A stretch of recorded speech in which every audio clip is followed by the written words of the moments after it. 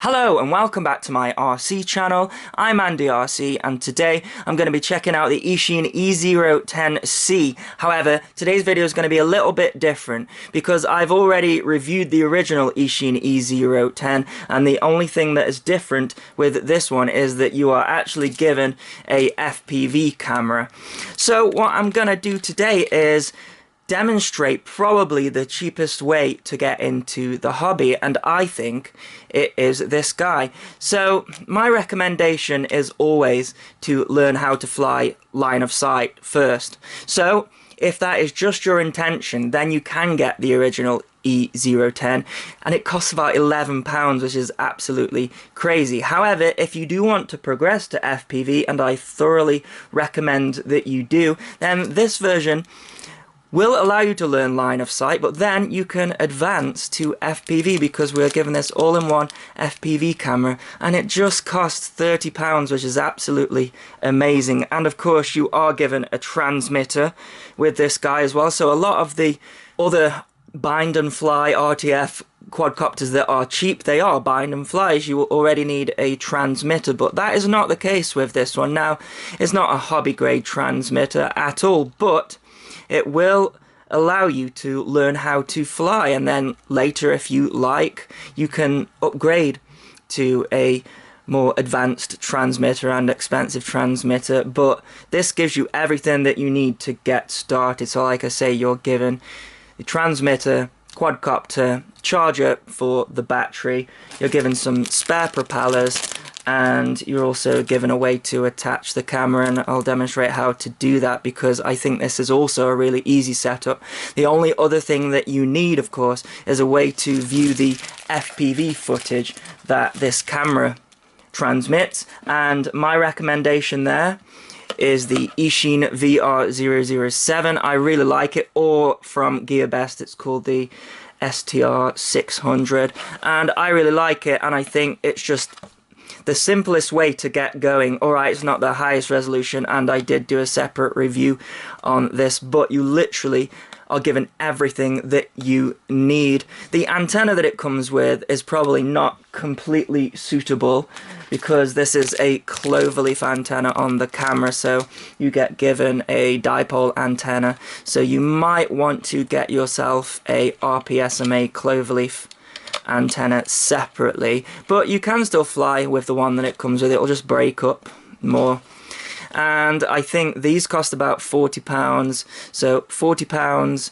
and £30, so we're looking at about £70 to get going, which I think is really good going. And what is great about this guy is you're not going to do any damage with it. It is tiny. It's a tiny whooper, of course. Now, if you're new to the hobby, you might not know what that means, and it doesn't matter, but these motors are powerful enough to get this thing flying nicely, but they aren't going to do any damage by hitting anyone or anything, and especially as we have these ducts around here as well, you aren't going to damage anything, because the biggest problem when learning to fly is that you usually go for these little tiny models, but if you've got a lot of expensive flat screen TVs around and ornaments, etc., then these things still can do some damage, but you won't with these ducts. So I think this is a great way to get into the hobby. Also, because the batteries are small, so this is a 150 milliamp battery, it takes what, 20 minutes, 25 minutes to charge. But I would recommend that you get some spare batteries as well, because this hobby is very addictive. So this probably isn't going to mean a lot to a lot of my subscribers out there because they will already know how to fly, but I think this thing is so simple I can just tell you and you can get started on flying it straight away. Now, I fly mode 1, so you've got 4 different modes, 1 to 4, and the most popular one, surprisingly, is mode 2. You'd think mode 1 would be most popular with it being 1, but there you go, that's not. So I learned to fly years and years ago in mode 1, and that means the throttle is on this side, but this is a mode 2 transmitter, and we have the throttle here, so that's basically up and down. And then here, the way that I like to remember it for mode 2, and one of the reasons I'm doing this video is because I'm a novice in mode 2, I would say, and I'm going to be flying this today in mode 2.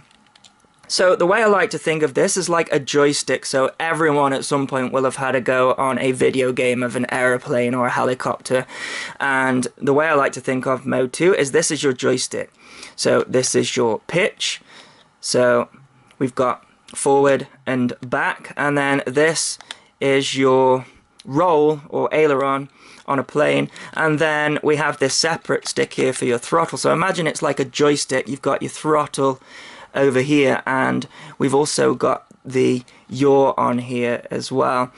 So it's really simple, and the way that I would start off with this is just keep it so that the back is facing you, and just literally practice hovering. So lift up the throttle there, and then use this stick here to correct for the roll and pitch. Now the most difficult part when learning how to fly is when it's facing you, because then your roll becomes backwards and essentially everything becomes backwards, but it becomes second nature after a while. You just have to practice, and that's it. And I recommend using a simulator as well, but then you start piling up the money there because simulators can be expensive. But we're getting to a stage now where these things are becoming very cheap. I mean, £30 for all of this is absolutely amazing. I don't know how they are doing it, but yes, I would crack line of sight first because I think that's important, and then add the camera and then go for some FPV. Now we have some other controls on here that are very straightforward. We have two different rates. So rates is basically the amount of angle that you have, the amount of throw, so how sensitive the aircraft is. And then this one has an automatic flip as well. So if you press this button here and then move the roll or the pitch, then it's going to do a flip or a roll. That is something that's programmed into this guy. And you might see other YouTube channels where they're doing rolls and flips and it's not pre-programmed, and that is because they have a programmable flight controller and you can go in and have a complete acro mode. So yes, this quadcopter self-levels. So you put the stick in, it will make the input, but then it will level itself out, whereas there are some programmable flight controllers that you can put the stick in and it continues to go that way, or if you put the stick in fully it will do a flip, but not this one. It's pre-programmed, so you press it and it does a pre-programmed flip. But obviously if you want to advance to that, then you can get the bigger models. I wouldn't really recommend doing acro with a tiny whoop style aircraft. Anyways, so let's see how easy it is to put the camera on this guy. So we have this canopy here, which I would recommend that you get rid of anyways, because with an aircraft of this size you want the smallest amount of weight possible, because you're going to get longer flight times, you're going to get more thrust. So you can see on this flight controller board here that we have this little 1.25 pitch JST connection. That is just going to be for the power for the camera. So I'll just get all of this opened. So we have everything that you need here to get going. Now, one downside to this model is that the camera is using a cloverleaf antenna. Now, the good thing about a cloverleaf antenna is that you get great reception. The bad thing about it is that it's very weak, and after a few crashes these can bend and break. So really, for a indoor model, it's best to have a sleeve dipole antenna, because those sort of flop about and doesn't matter if they get bent and things, they don't break. However, this is a very cheap setup, and these things are so light anyways, I tend to find that when you crash that it doesn't really do much damage to the camera, and if it does you can sort of just bend it back into place. But that is definitely a weakness of this package there, but it's a weakness of many of these packages at the moment. It's sort of a limitation as well. So the camera has a little cap on the top, so you're going to want to get rid of that, otherwise you're just going to see a blank image. Then you're given one of these sticky pads. You're actually given two, but we only need one there. So what I need to do is find a nice place for this to sit, so to make sure that we've got the front of the aircraft there, and then this is the little antenna for the receiver, so I want to make sure that that's out of the way, and then we just want to pop the camera on there like that. So get the sticky pad, Then I'm just going to place this in the middle here, as close to the middle as I can get. And then we have this little pigtail connector here, and that is just going to slot into the side. And I have to be very careful because these little connectors here, they're not usually on very strong, so I have to be very careful. You can see this one here is bendy, so I have to be very careful how I connect that in like that. There we go. And then that's just gonna stick on this sticky pad here. I want to make sure that you get it fairly straight and in the middle. That is quite tricky to do sometimes, and I'm probably not going to get it perfect. Definitely not perfect.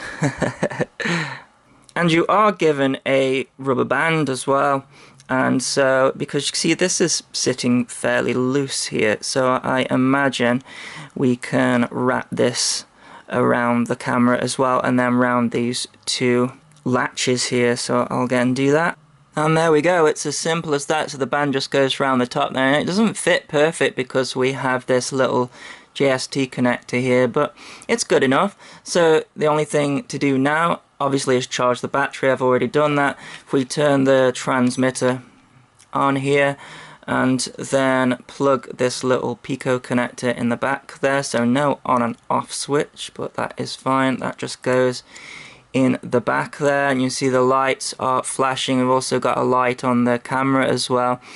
Now we have a little button there on the side of the camera, and that will allow you to change through all of the different channels, and a longer press will let you go through the different bands as well. But if we move the throttle up and then down, you'll see that the lights go solid, and then we can throttle up and we have power.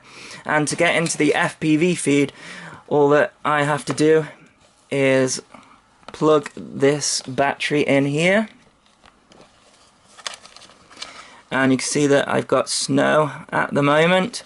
So if I long press this button at the top here, then it's going to cycle through all of the channels until it finds the strongest one. And I've also gone into the settings as well and changed the format to 4:3 because this is a 4:3 camera.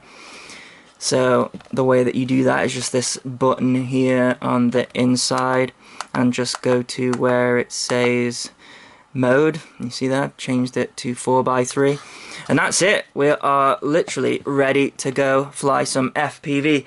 Now, to show you what this thing is going to be seeing, I'm not going to be using these goggles. I'm using my Fat Shark Dominator HD3 as it has a built-in DVR. I can show you what it's going to look like through here. So first of all, I should state that this isn't one of my usual FPV sessions around the house where I zip around really quickly, because as I say, I'm flying mode 2 here, and that is not my native mode. It's kind of like me trying to write with my right hand because I'm left-handed, so all the time I'm converting what I know from mode 1 to mode 2. And the second thing as well is I noticed with this transmitter, so it's using the Xbox style pots, and those don't have as much resolution as, say, a hobby grade transmitter with proper gimbals.